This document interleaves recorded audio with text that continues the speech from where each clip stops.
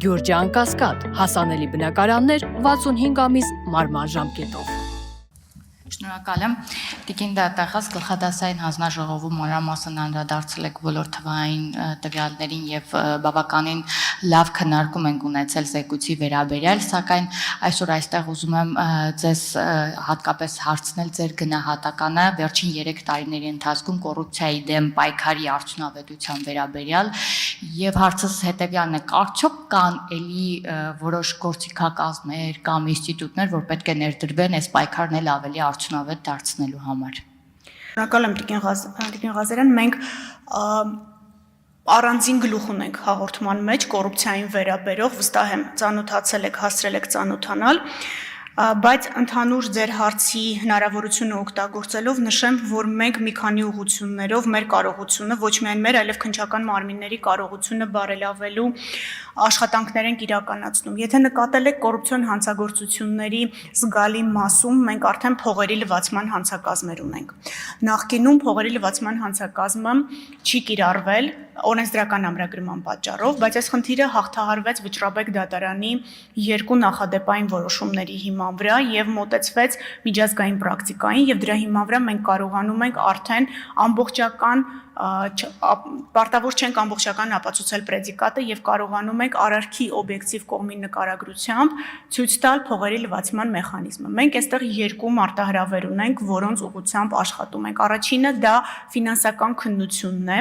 որը տարբերվում է դասական քննությունից, որ իրականացվում է մյուս բոլոր հանցագործություններով։ Օրինակ մարդու դեմ ուղղված հանցագործություններով, սեփականության դեմ ուղղված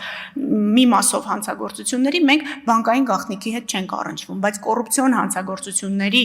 90%-ից ավելին կապված է բանկային շրջանառության հետ եւ այստեղ մենք մեր դատախազների կարողությունը բարելավում ենք կրթական ծրագրերի միջոցով, որպեսզի դատախազները կարողանան կարդան եւ հասկանան բանկային գաղտնիքը։ Երկրորդ ուղղությամբ, որ աշխատում ենք եւ կարծես այս տարի առաջին ծիծեռնակները ունենք հաջողության, դա միջազգային համագործակցությունն է։ Տարիներ շարունակ մենք բախվում էինք խնդրի, երբ այլ երկրները չէին կատարում իրավական օգնության վերաբերյալ մեր պահանջները եւ չէին տրամադրում մեզ բանկային տվյալներ կամ որոշակի սեփականության վերաբերյալ տվյալներ, որոնք կոնկրետ անձինք, որոնք մեղադրվում էին կոռուպցիոն հանցագործությունների մեջ մեր երկրում, ունեին այլ երկրներում։ Բայց հիմա Եվրաջաստի հետ համագործակցության շրջանակներում գիտեք, որ մենք այս տարի պատրաստվում ենք լիազոր դատախազի հաստիկ նախատեսել եւ հաջորդ տարի ուղարկել լիազոր դատախազ Եվրաջաստ, բայց այս փուլում էլ արդեն ունենք պատշաճ համագործակցություն եւ մի շարք երկրներ, օրինակ Շվեյցարիան, որը տարիներ շարունակ դժվարություններ էր ստեղծում բանկային գաղտնիքի տրամադրման վերաբերյալ, հիմա արդեն մեզ տրամադրում է բանկային գաղտնիք պատշաճ մեր կողմից ներկայացված իրավական հարցման շրջանակներում։ Իտալիան է տրամադրում, Հունաստանն է տրամադրում։ Իհարկե կան Ամերիկայի Միացյալ Նահանգների հետ եք շատ լավ աշխատում եւ գիտեք, որ արգելադրված գույք ունենք Միացյալ Նահանգներում, որի շուրջ բանակցություններ են իրականացում, թե որ մասն է վերադարձվելու Հայաստանին, որն է մնալու Միացյալ Նահանգներում։ Ուստի կոռուպցիոն հանցագործությունների հետ կապված իսկ սխալվեմ, եթե ասեմ, որ ամեն ինչ իդեալական է, բայց մենք գիտենք մեր թույլ կողմերը եւ դա է մեզ համար կարեւոր եւ այդ թույլ կողմերի ուղղությամբ մենք մեր կարողությունների ու քննիչների կարողությունների զարգացման աշխատանք ենք իրականացնում։ Նախկինում փորձաքննությունների ձևաչափով էր, դա հաշվապահական փորձաքննություն էր նշանակվում խնդիրը լուծելու համար, բայց մենք ուզում ենք քիչ-քիչ այդ ձևաչափից հեռանալ, որովհետև փորձաքննություններն շատ երկար են տևում։ Սրանք են հիմնական մեր մարտահրավերները, որոնց շուրջ աշխատելու ենք։ Արձագանք։ Շնորհակալ եմ Տիկին դատախազ, թե փորձաքննությունների վերաբերյալ եւ առհասարակ կոռուպցիոն հանցագործությունների կանխարգելման դրանց դեմ պայքարի վերաբերյալ, եթե անհրաժեշտություն կլինի օրենսդիր մարմնից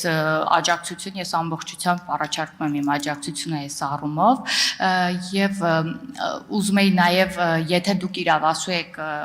այս հարցին եւս հստակ պատասխանել, ըստ ձեր գնահատմամբ համակարգային կոռուպցիա այս պահին Հայաստանի Հանրապետությունում կա թե ոչ։ Քրեական վարույթների շրջանակում համակարգային կոռուպցիա եզրույթը մինչև առնվազն 2018 թվականը Հայաստանի Հանրապետության տարածքում կատարված հանցագործությունների վերաբերյալ արդեն դատարան ուղարկվող վարույթներով դատախազության համար դառնում է տեսանելի։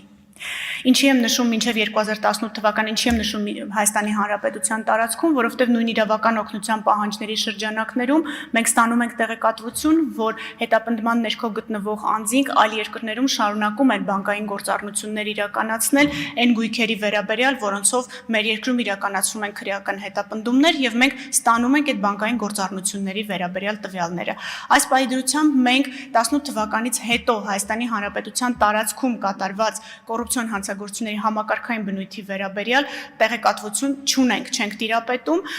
սա ունի մի քանի պատճառներ, որոնցից առաջինը ժամանակագրությունն է։ Համակարգային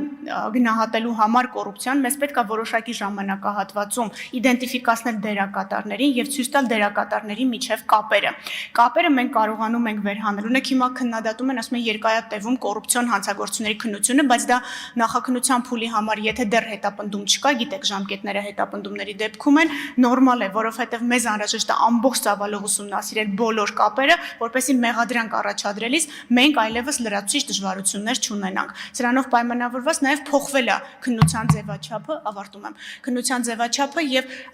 տվյալներ չեն հրապարակվում մինչև գործը դատարան ուղարկելը եւ նաեւ